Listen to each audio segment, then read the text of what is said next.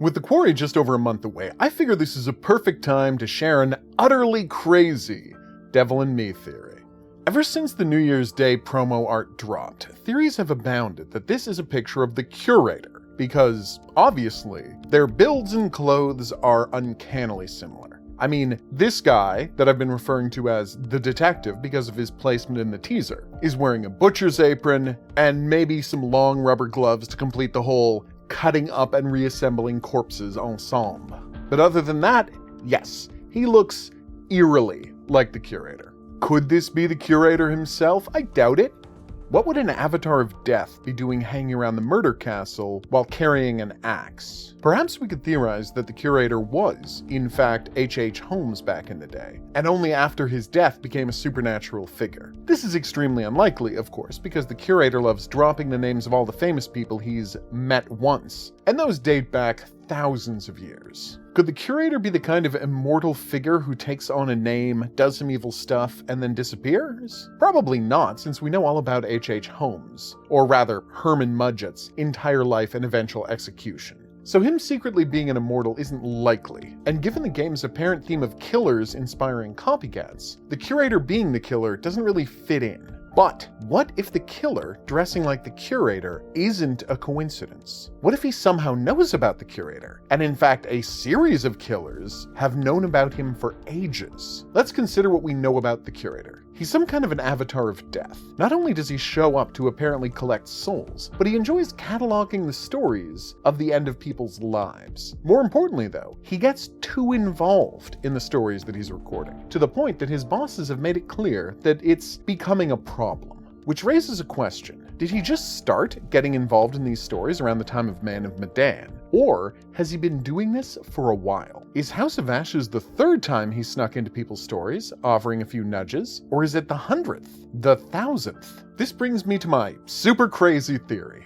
What if The Devil in Me features the latest in a line of killers that were inspired by the Curator? Let's look at what we know about the Curator. He drops by when someone might die to either collect their souls or just, hang out. But probably the soul thing. It's notable that he's not there for every death, as far as we can tell. At least not in a metaphysically present kind of way. Only when people may or may not die, when things could go either way, depending on the decisions one makes. This brings us to a question that the games have never actually addressed. Can people see the Curator? Within the two games, where he makes a notably large amount of appearances, he's generally well out of the character's sightlines, and he only shows up when they're very distracted with other things. Now, of course, this could be entirely for our benefit. After all, playing Where's Wally with the Curator is one of the most entertaining Easter eggs a video game has ever offered. But, within the narrative, if he's invisible, he could get much closer to the action. He could stand right in front of people, wallowing in the drama of it all. But he doesn't. He's always back and to the left, off to the side, observing, but never at the risk of being spotted. Which would tend to suggest that, given the correct circumstances, he could be spotted. Okay, so at this point you can probably see where this is going. The Curator has a history of showing up around deaths, especially violent, untimely ones. Serial killers cause a lot of violent, untimely deaths. H.H. Holmes alone is believed to have a count in the high double digits, if not hundreds. And a murder castle full of trap rooms is the kind of will they make it out or not situation that might well draw the Curator's attention and convince him to drop by and get a better look at things. So, what if, during all of those murders, the killer, Holmes in this case, but maybe others as well, caught a glimpse of this well-dressed man lurking in the shadows, observing the last moments of someone's life, and then being gone just moments later? That's the kind of thing that's easy to miss, but if he showed up again and again,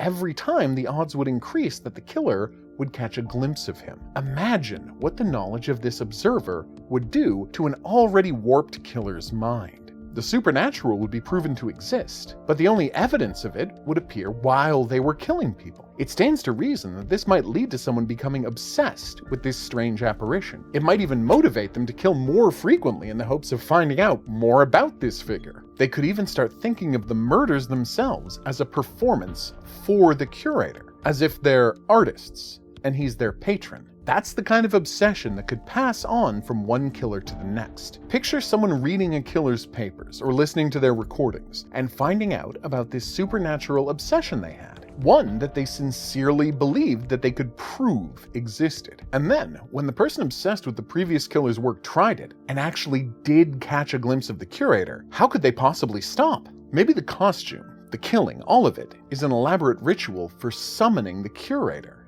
who the killer might think of as some kind of a god or devil. And in the year 2022, if you were looking to perform that ritual and try to get a good look at the curator, who could possibly be a better set of victims than the crew of a television show telling the stories of famous serial killers? Also, this would do a nice job of establishing what bit of urban mythology the curator himself represents when he shows up at the edge of frame, and tie it in with the Mothman reference we've had. All of the Dark Pictures games are supposed to be drawn from mythology or urban legends. Maybe the curator is their adaptation of the Men in Black, mysterious figures in suits who appear around the time of something strange happening, then disappear without anyone having the slightest idea of who they were or where they went. So that's it.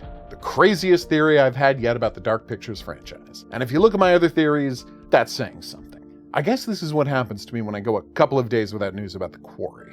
I've been the Hidden Object Guru, thanks for watching. Special thanks go out to my patrons, Desire, Marissa, Joanne, Brian, and Eduardo. Also, it was recently pointed out to me that I should be telling you to buy my game at this point in the videos. So let's take a second and do that. It's available on Steam, it's cheap, it's called Hoguru Presents The House with Too Many Zombies in It, and it's fairly basic as games go, but I like it, or I wouldn't have developed it. So check that out. Also, there's nightly stream on the channel if you want to watch if you're so inclined. I'll see you back here for more Supermassive Games videos, but until then, au revoir.